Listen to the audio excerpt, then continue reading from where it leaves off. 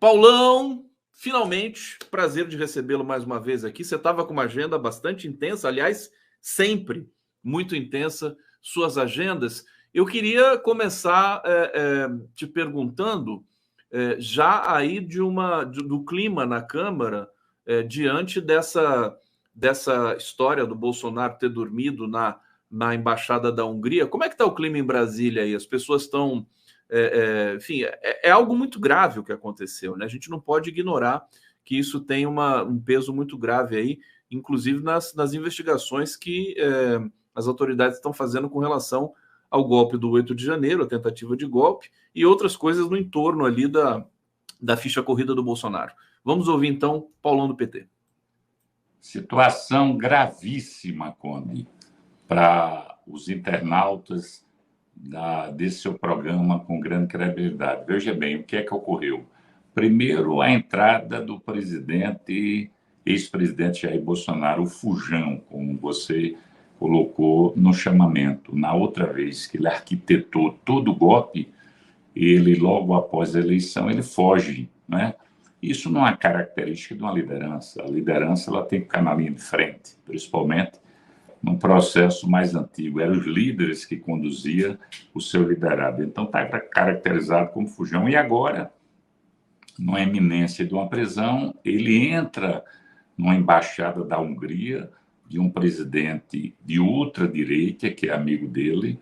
Isso vai gerar um problema diplomático profundo. É por isso que a própria embaixada do Itamaraty solicita explicações do embaixador da Hungria, como é que o Bolsonaro se transforma agora num processo de pousada a embaixada da Hungria, né, para ter a sua imunidade protegida. Isso é muito grave. Segundo, o processo também de Marielle, né, que está pegando fogo aqui em Brasília, Conde. E há a possibilidade de dar celeridade na CCJ para a cassação do deputado federal Brazão, um dos envolvidos na morte da ex-vereadora Marielle, né? Essa mulher de luta, guerreira, que fez o bom combate, e o próprio partido, no caso a União Brasil, diante da crise tão grave, de uma forma rápida expulsa ele, mas tem uma probabilidade que hoje, inclusive, que isso não é fato normal nessa casa, a CCJ apure e ele seja expulso, logicamente vai para o plenário. Então, a gente tem dois fatos aí.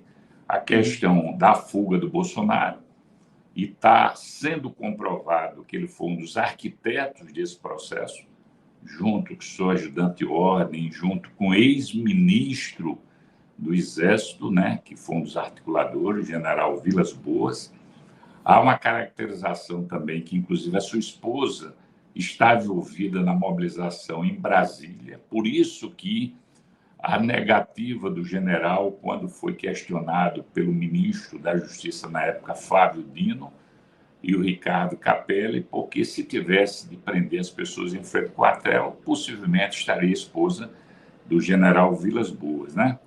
Braga Neto, né, que foi o vice do presidente anterior, também envolvido de uma forma indireta ou direta, só a apuração vai dizer, porque foi ele que indicou o delegado que deveria apurar o crime contra a Marielle. Veja a cara de pau do delegado. Ele se aproxima da família, ele vai ao enterro, quando veja que coisa louca, né? Esquizofrênica, é um processo, um cara desse não tem nem rotulação, até em respeito aos esquizofrênicos. É um paranoico total, e ele ficou com a missão de fazer o quê? Emperrar o processo. Foi necessário que o Estado Democrático de Direito voltasse, o presidente Lula eleito, quando designa o ministro Flávio Dino e agora o ministro Lewandowski. A Procuradoria-Geral da República compreende que esse crime deveria mudar de foro, veio para a esfera federal, vai para o Supremo, é autorizado, e a partir disso a Polícia Federal consegue apurar, chegando os autores materiais e intelectuais. Eu acho que tem que aprofundar mais ainda, pode ser que tenha algumas surpresas. Esse é o fato Marielle. E relativo ao processo do golpe, a gente, cada vez que você aprofunda, verifica oitivas do ajudante de ordem, do ex-ministro do Exército, do ex-ministro da Aeronáutica, o documento que definia e estabelecia a legalidade do golpe, né? Muito grave. No dia 8 de janeiro, houve uma verdadeira ação terrorista do processo, onde eles depredaram o Congresso Nacional, depredaram o Supremo. Havia uma orientação de prender o ministro Alexandre de Moraes, em alguns casos, alguns fanáticos até matarem ele. Então, isso é muito grave.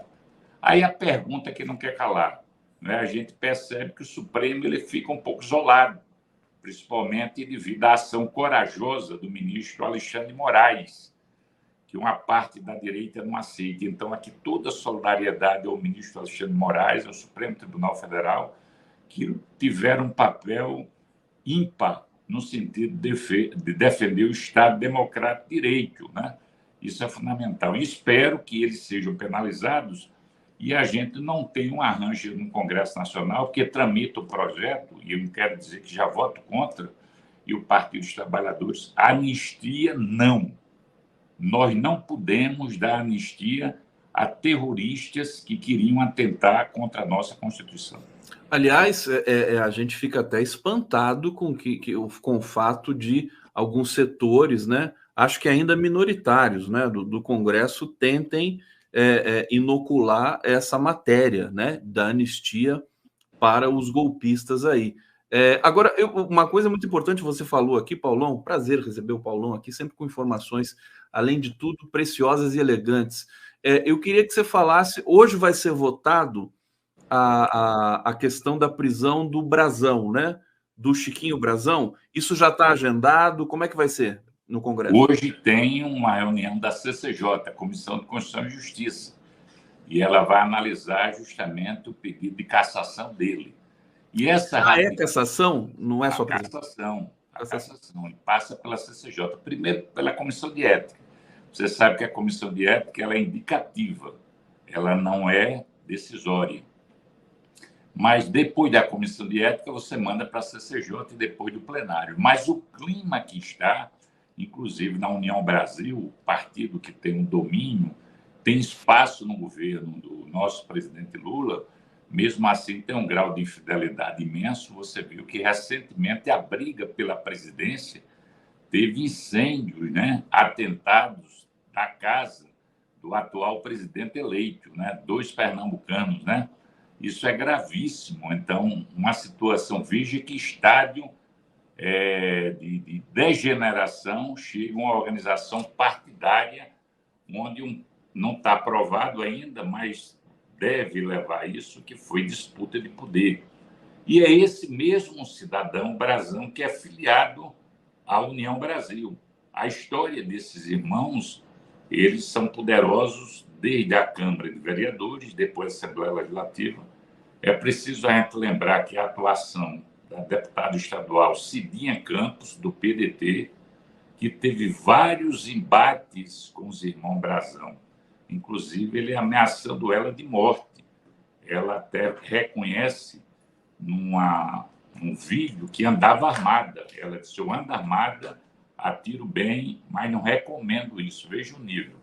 E essa turma ficou com poder imenso, porque teve espaço na Câmara, na Assembleia Legislativa, foi para o Tribunal de Contas, e uma parte do Rio de Janeiro, que eram terras que pertenciam ao Estado, eles começaram a controlar, chamado milicianos, né? Que geralmente são pessoas da segurança pública que são expulsos em parceria com essa classe política que não representa a política com P maiúsculo.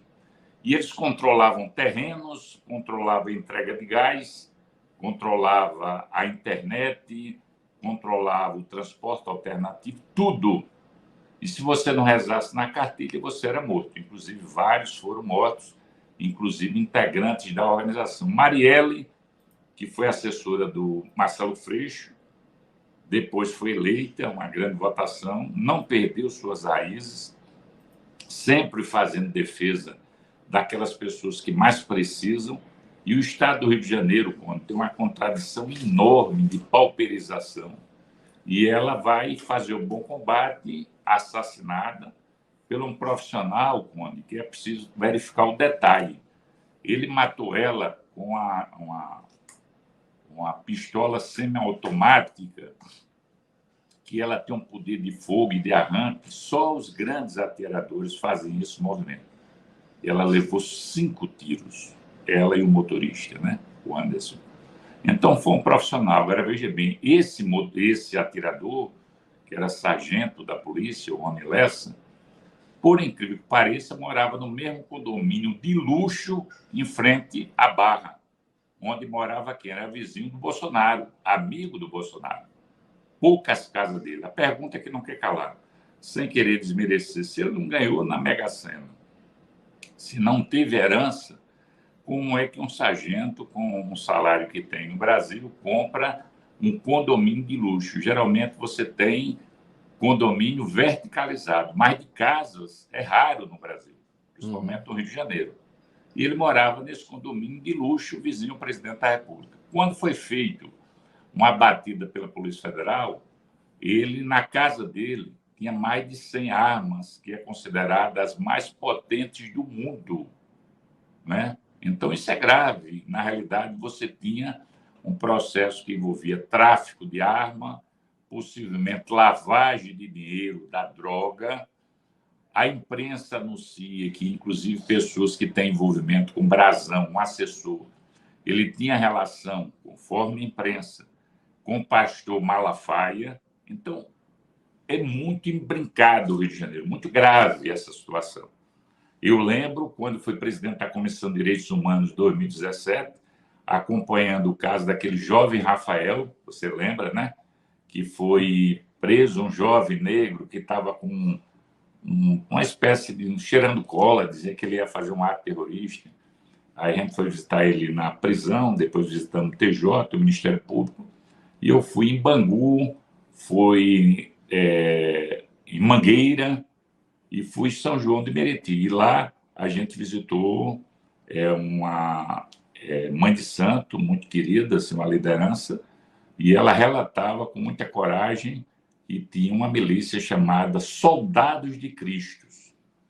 Eram evangélicos, eu não sei qual a denominação da igreja, todos carecas, e o papel dele era destruir os templos de Umbanda e de Candomblé.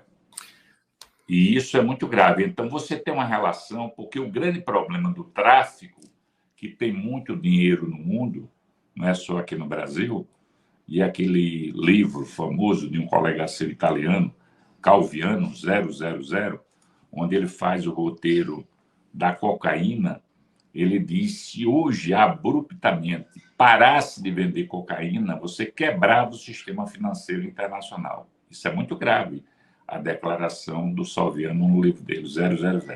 Então, aqui, um dos grandes problemas é o seguinte: como lavar o dinheiro? Aí você estabelece pontes com algumas igrejas com o papel de fazer a lavagem do dinheiro. Então, essa lavagem está ligada a armas, essa lavagem está ligada às milícias, e o caso da Marielle, porque ela estava defendendo a luta da moradia e mostrando essa máfia. Agora, a pergunta que não quer calar: quem colocou o delegado para fazer a investigação que abafou o caso? Foi o Braga Neto. O vice-presidente do Bolsonaro, o general Braga Neto, que foi interventor do Rio de Janeiro. Eu acho que tem que aprofundar as investigações e chegar nessa figura.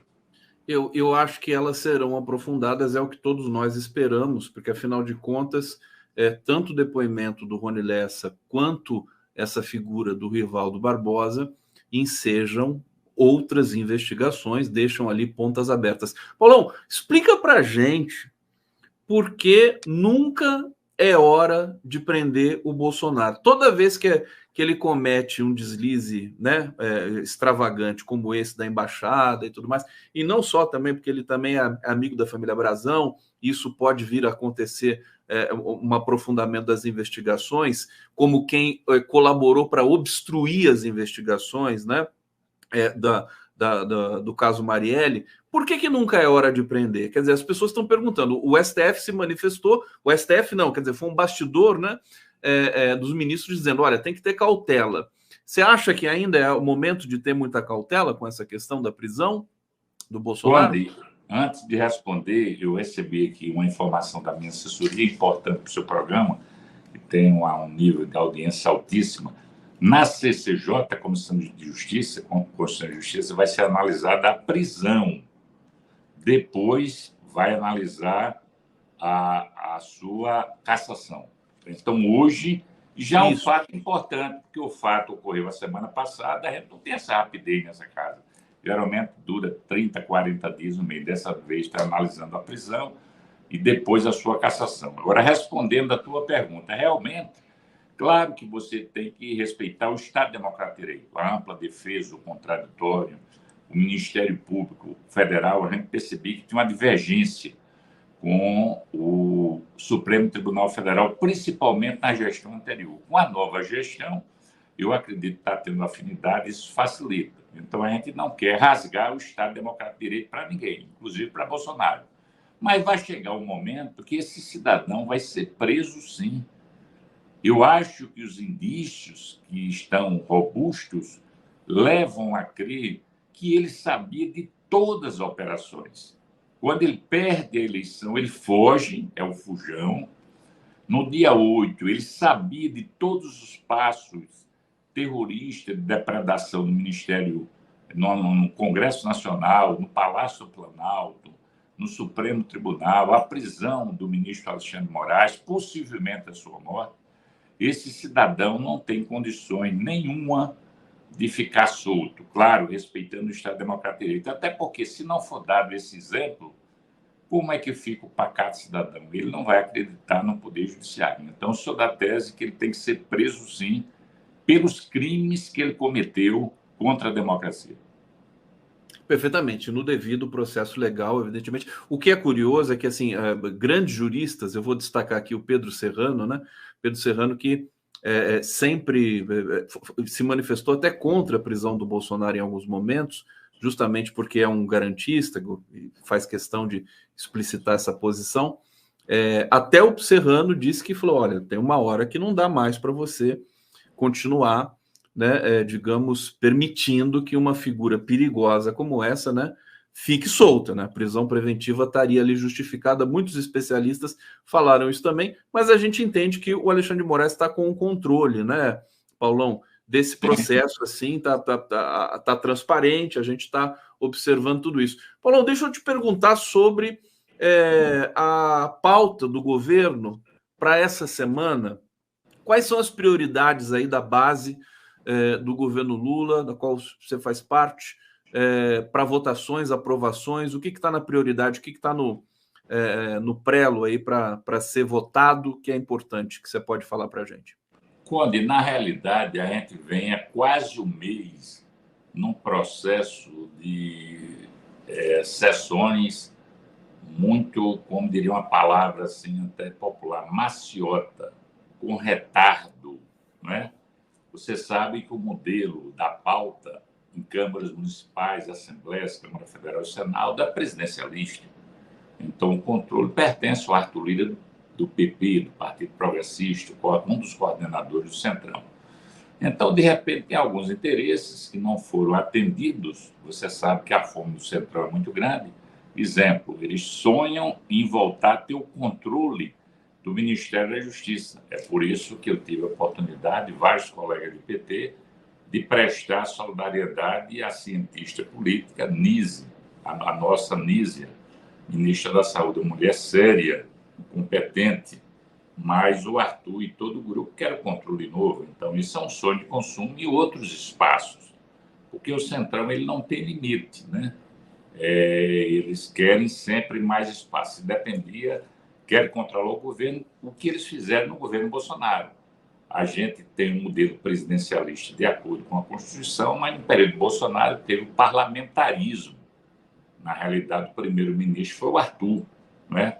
Presidente da Câmara, já que o Senado, o Rodrigo Pacheco, mais calmo, terceirizou para ele, mas os dois tinham controle com o Alcolumbre. Então, eles têm isso.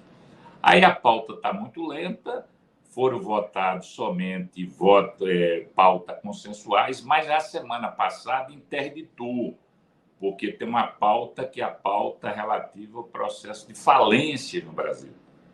E o devedor costumais.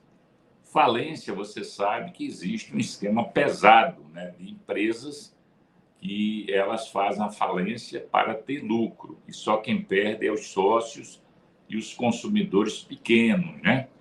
O grande nunca perde. E fica, você veja que um grande grupo empresarial chamado Americanas, você teve um golpe implantado pelo Paulo Lemos e seus sócios, ele que mora em Genebra, na Suíça. Só quem quebrou foram os pequenos fornecedores da Americana. Mas ele continua bilionário, um dos homens mais ricos do mundo, e os outros irmãos, os outros sócios dele.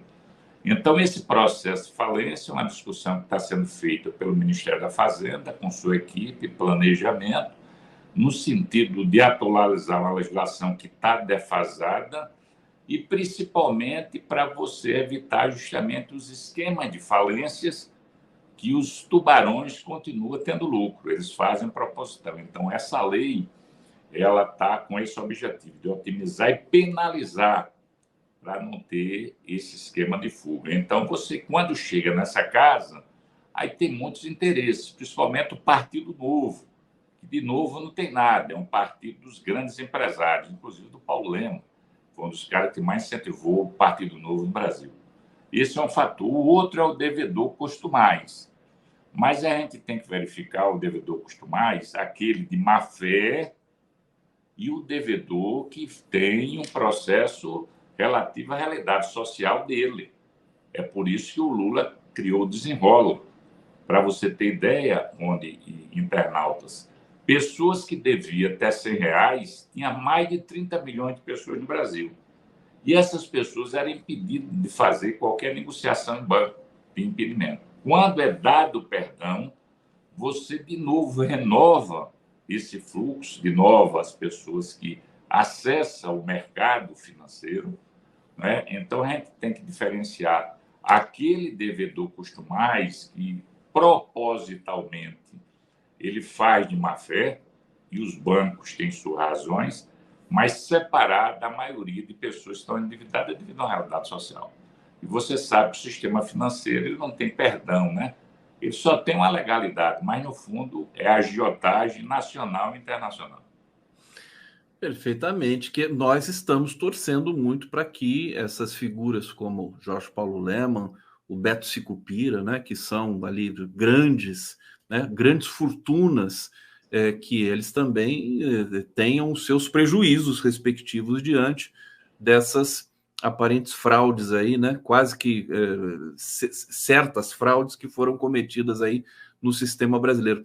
Olha, deixa eu já colocar na tela aqui nossa próxima convidada, Ela Vieco. Seja muito bem-vinda aqui, subprocuradora da República aposentada. A gente vai falar um pouquinho sobre a ditadura, sobre 1964. Querida Ela, pedi para você uma saudação aqui para a gente rápida, só para fazer a transição. Tudo bem com você? Tudo bem, olá, Conde, Paulão e todo mundo que segue esse programa tão bacana.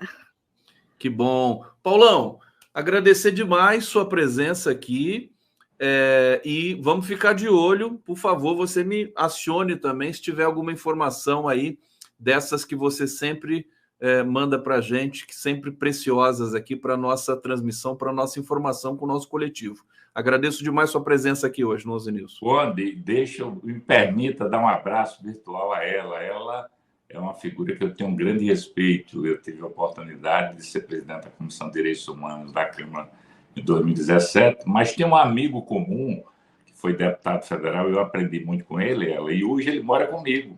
Ele é assessor especial do Silvio Almeida, que é o seu conterrâneo Nilmário Miranda, né? E Nilmário é um amigo queridão de ela e que a gente conheceu. E eu quero aqui não fazer uma inconfidência. Na época que o nome dela foi cotada para ser ministra, eu torci muito, viu? Eu acho que foi um grande erro do governo não ter escolhido essa jurista, mulher de luta, sensível, comprometida com as pautas sociais, e ela representando não só a representação feminina, né? O povo brasileiro, mais essa sensibilidade. Foi um grande erro ela não ter sido eleita aqui, né? Eu torci na época com o Nilmário. Mas, Conde, um grande abraço para você, para os internautas, sempre uma alegria. É sempre uma honra você, esse questionador, né? Fazendo os bons questionamentos. Eu sempre gosto de uma frase do pessoal da juventude peruana, e você está encaixado nela. Quando pensei que sabia respostas, mudaram as perguntas.